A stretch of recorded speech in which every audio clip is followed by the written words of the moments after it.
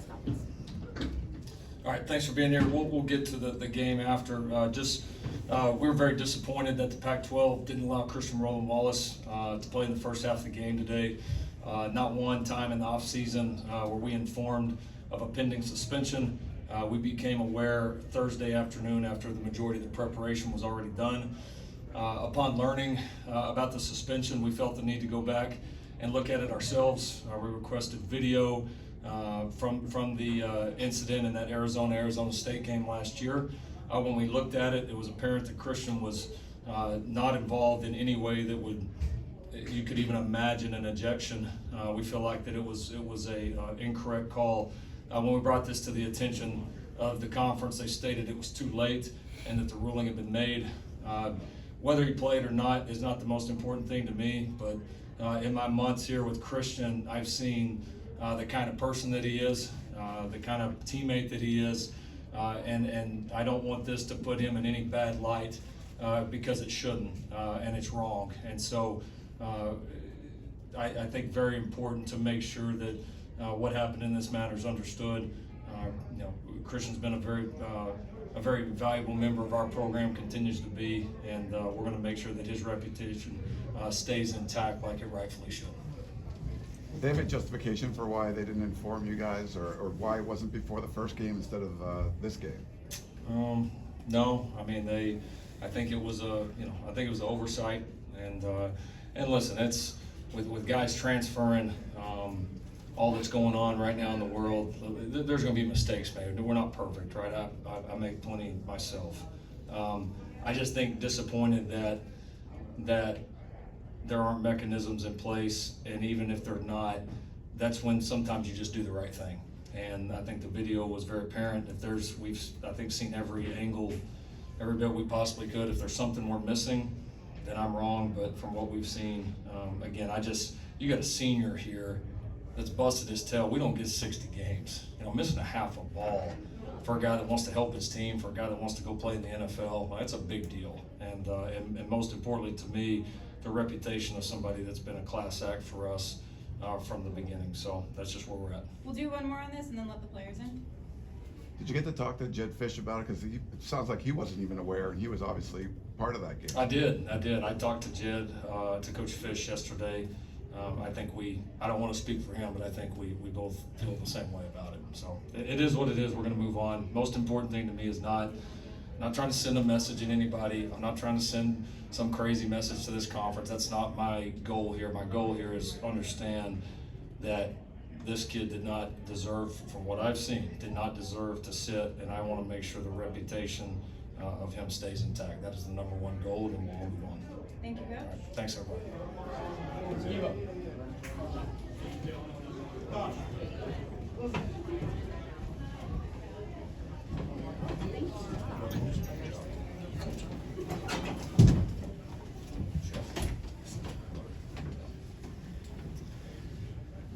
All right, now into the game.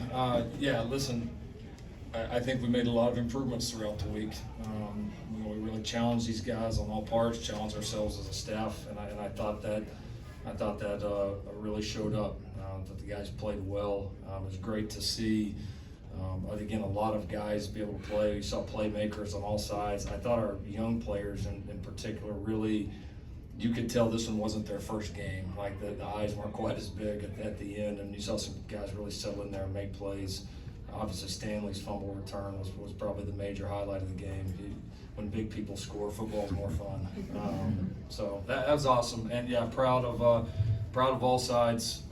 A few plays here and there that we're going to want back that we know we obviously have to continue to clean up, but we took a step this week, and we got a big one coming up. We've got to continue to take those steps. How did you feel the defense responded to being down 3 linebackers, and is there an update on Cobb and Gentry? Yeah, Cobb and Gentry, we don't think they're long term.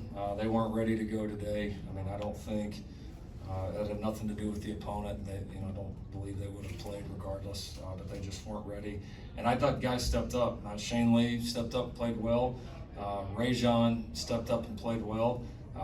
Tackett was doing some really nice things before the ejection. So no, I thought the guys really stepped up, communicated.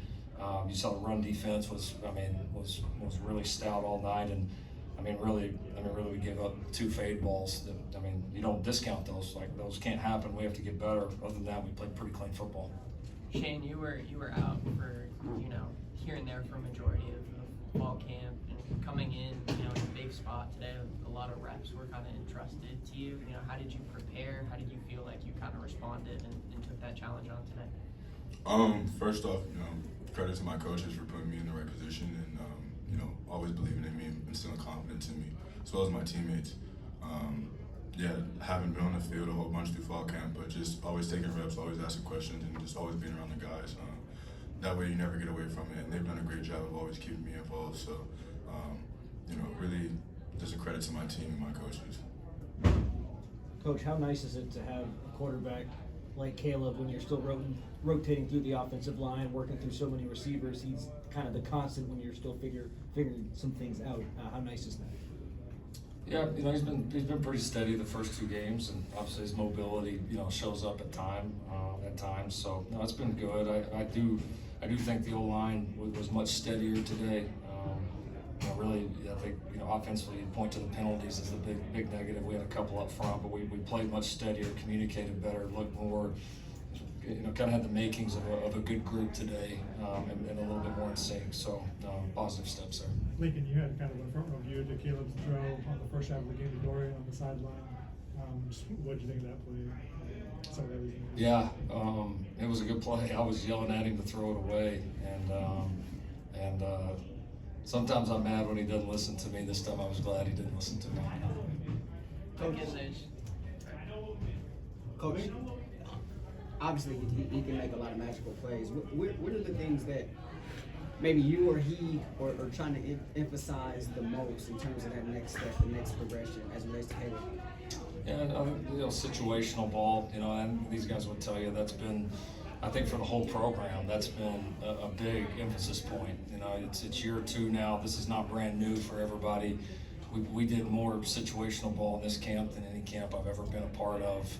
Putting these guys in these situations where it's not only executing the call, but understanding, where you're at on the field, what hash, how this split matters, how this much time on the clock, do they have this many timeouts? All those things factor in the game, and you see our team starting to understand that more, and that's we've tried to do that with Caleb, we tried to do that with all these guys, and there's been some real positive signs so far. Coach, you win your first 2, but you're playing non-conference, lesser opponents. How do you get a read on these first 2 games before you head into conference play? I just gauge it by our team, and we've been around these guys a lot. Now you're starting to get a feel for these guys, where they're at individually, where they're at collectively, what we can be. For us, it's just a steady climb, right? We can't beat anybody till we play them, and so you got to continue to climb throughout the year. I do think we took some really positive steps tonight, but in college football, every week's its own story, right? You scrap it, you learn a few things, and then you just start over, and the matchups and challenges are going to continue to change. And so we know we got a good one coming in here next Saturday night. We need this place rocking, right? Next Saturday at 7:30, we need this place rocking. This will be, potentially the last time these schools match up for a long time, and there's a lot of significance to that. And having that one here at home behind a great home crowd is very important. Tahj, can you describe your connection with Caleb in the first 2 games of the season? It seems like both of you guys have been kind of firing on all cylinders. Just being assignment sound, being where he needs me to be, and just making plays after that. Coach, with all the young guys, that you have playing, how easy or hard is it to kind of, tell some guys you might want a red shirt just because there's so much depth at, key positions? Yeah, we're all kind of having to get back in that world. COVID took us out of that for a while when everybody had the free year. It's like you kind of forgot about the 4-game red shirt for a while, and we're all back into that world. So we'll take it on a case-by-case basis. But if guys can help this team now, then we're going to lean towards playing them. We're going to need a lot of guys. It's a long journey, and these 3 guys have been through some of those journeys. It's a long year. You're going to have different lineups. We're going to need different people to step up. It's not always going to be the same people every week. And I think we got a roster full of guys that are hungry to make the most of their opportunities whenever they come. Coach, in the first half, your offensive scoring drives were 4 plays, 3 plays, 4 plays. Do do you start adjusting your play calling to maybe give the defense a little bit of a rest? Well, I mean, yeah, at times you do, sure. You know, you can't really help it when an inside zone play pops. I mean, that's, our defense is never disappointed when we score. We're never disappointed when they stop somebody. I'll put it that way. Is Caleb where you want him to be right now? Hard question to answer, honestly. I mean, he's improving. Yeah, I can't say I'm like disappointed with how he's played, but he's got to get better, right? Like it's not like I told you guys about the game last week. Everybody wants to look at the score and then just write the story, and there's so much to it. And so there's some things he's done really well, especially the situational ball, and some understandings defensively I think have improved. But we've had a handful of plays in both games that we both want back that we got to go get and not leave on the table here going forward. Let's do one more. Is there any MarShawn. update on Gino? How tough is that? Not yet. We'll have to see. Keep our fingers crossed. Go ahead, Keely. MarShawn, it sounded like you felt you were pressing in week 1. What adjustments did you make in week 2 to have your first touchdown?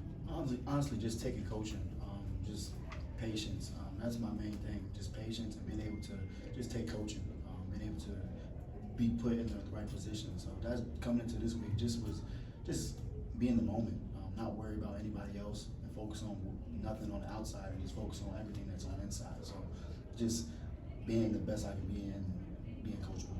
Thank you, gentlemen. Well said. Thank you.